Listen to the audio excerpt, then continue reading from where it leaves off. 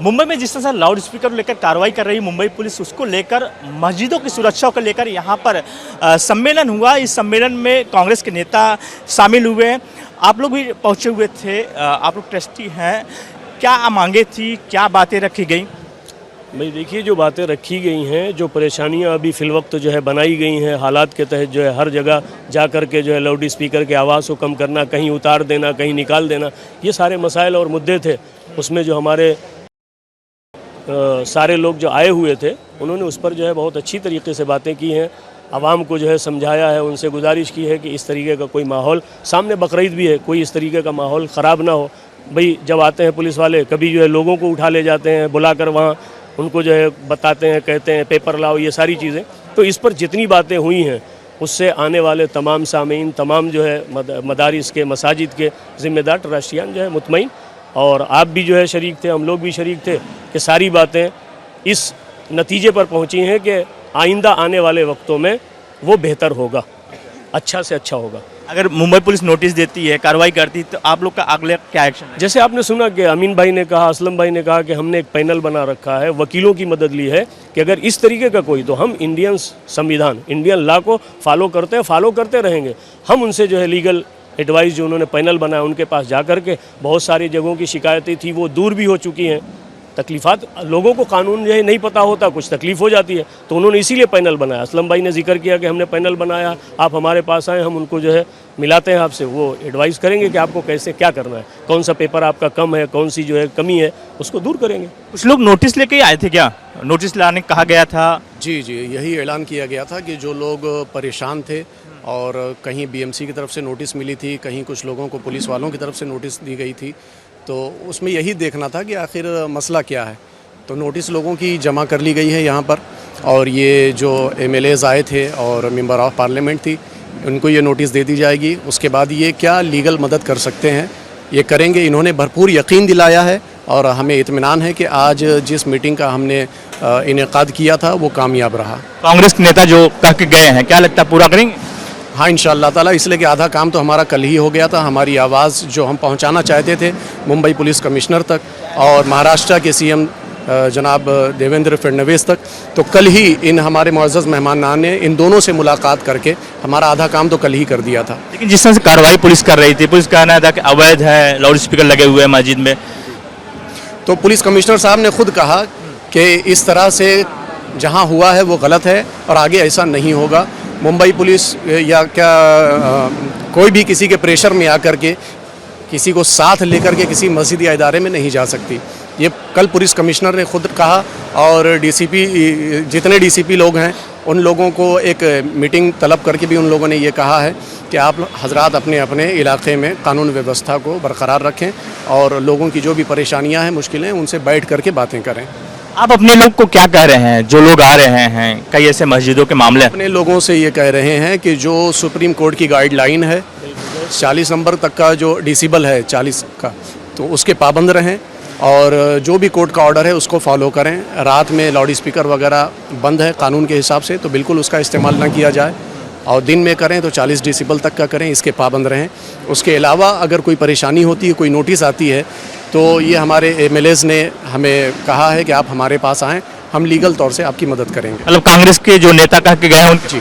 जी बिल्कुल। अगला कदम क्या होगा? अभी नोटिस कई लोग को आ चुका है, अगला आप लोग कदम क्या होगा? वही जो हमारे लीगल एडवाइस कहेंगे, हमारा वही अगला कदम होगा, जो हमारे लीगल एडवाइस करेंगे। जो पैनल बनाया असलम भाई ने, वकीलों का और तमाम जो है जानकारी रखने वालों को, तो हम उनके पास जाएंगे, उनसे जो है मदद लेंगे, क्योंकि सारी मालूमात संविधान की, कानून की सबको तो नहीं होती है, ना किसी ट्रस्टी को, ना किसी इमाम को। तो हम उसी लीगल एडवाइस के पास जाएंगे जो हमारा पैनल बना हुआ है। यही हमारा अगला कदम होगा। जिस तरह बकरीद वाला मामला आया है, चाहे घाटकोपर का मामला हो, कई इस जगह से मामले आ रहे हैं, उसको कैसे देखते हैं? भाई हम इसी तरह से देखते हैं कि जिन लोगों ने भी किया है, वो शहर के अमन और सुकून को जो है ख़त्म करना चाहते हैं, वरना हमेशा होता रहा है और आइंदा भी होता रहेगा। तो हम दोनों लोगों से, जो करते हैं और या जो इस तरीके से माहौल को ख़राब करना चाहते हैं, उनसे हमारी यही गुजारिश और अपील है कि थोड़ा सा अपने आप को समझें कि ये हमारा एक मजहबी त्यौहार है, हम बिल्कुल बहुत अच्छी तरीके से करते रहें। अगर कहीं कोई किसी तरीके की गड़बड़ी या कोई इस तरह, तो आपस में बैठ करके उसको जो है हल कर लें, सुलझा लें, उसको जो है पूरे शहर में एक माहौल ख़राब करना ये बहुत अच्छी बात नहीं है। जो मस्जिद वाले हैं, ट्रस्टी हैं, जो इमाम रहते हैं, उनको आप लोग क्या निर्देश दिए हैं? ये जो अवैध कुछ लाउड स्पीकर की बात आती है, आवाज़ ज़्यादा होने के बाद क्या आप लोग कहें?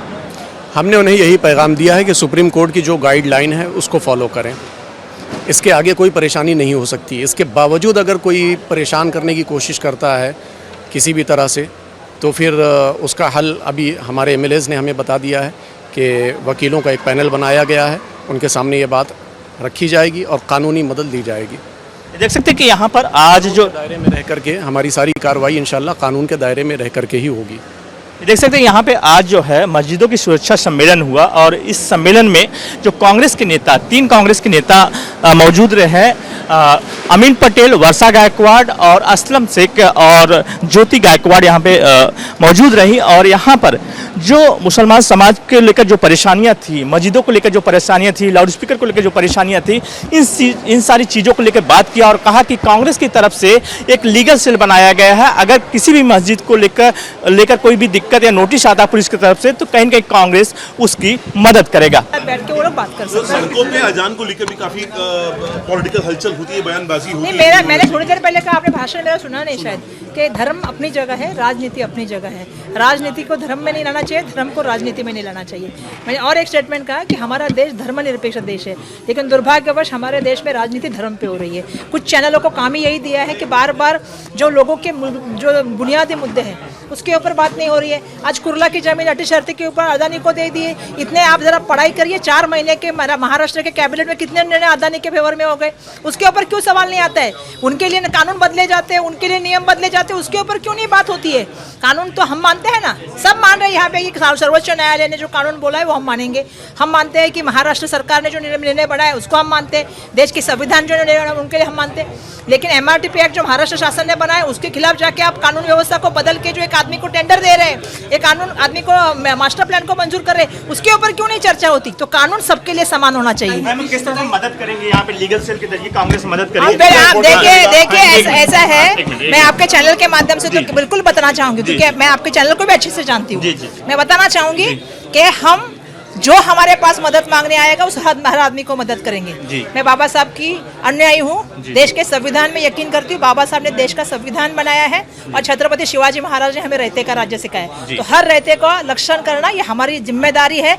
सारे शिशाओं महाराज ने हर समाज के लोगों के लिए जो है वह उस तरह आरक्षण भी लाया और साथ में उनके लिए वसति गृह बनाए। तो महाराष्ट्र की परंपरा कुछ अलग परंपरा है, सबको साथ में लेके जाने वाले को हम लोग जो है वसुंध कुटुंबकम कहते हैं।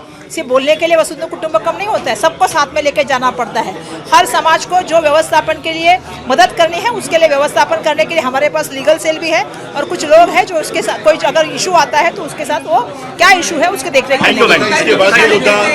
बलिदान जो है सैक्रिफाइस वर्चुअल तरीके कौन बोलता है? किया जाए, नीतीश राणे कहते हैं वर्चुअल तरीके से। Thank you ma'am, thank you. Mumbai महानगर पालिका के भ्रष्टाचार के ऊपर बोलने के लिए बोलिए, सड़क के भ्रष्टाचार के ऊपर बोलने के लिए बोलिए, नाले सफाई के ऊपर बोलने के लिए बोलिए, मानसून पूर्व सफाई के लिए बोलने के लिए बोलिए, अदानी के ऊपर बोलने के लिए बोलिए, उनको मुफ्त में जमीन दे जा रहे हैं उसके भ्रष्टाचार पे बोलिए, MRTP कायदा बदला जा रहा है उसके पे बोलिए, देवनार में जो भ्रष्टाचार है उसके ऊपर बोलने के लिए लगाइए। कम्युनिस्ट शासक का शर्मा, रिपब्लिक भारत, मुंबई।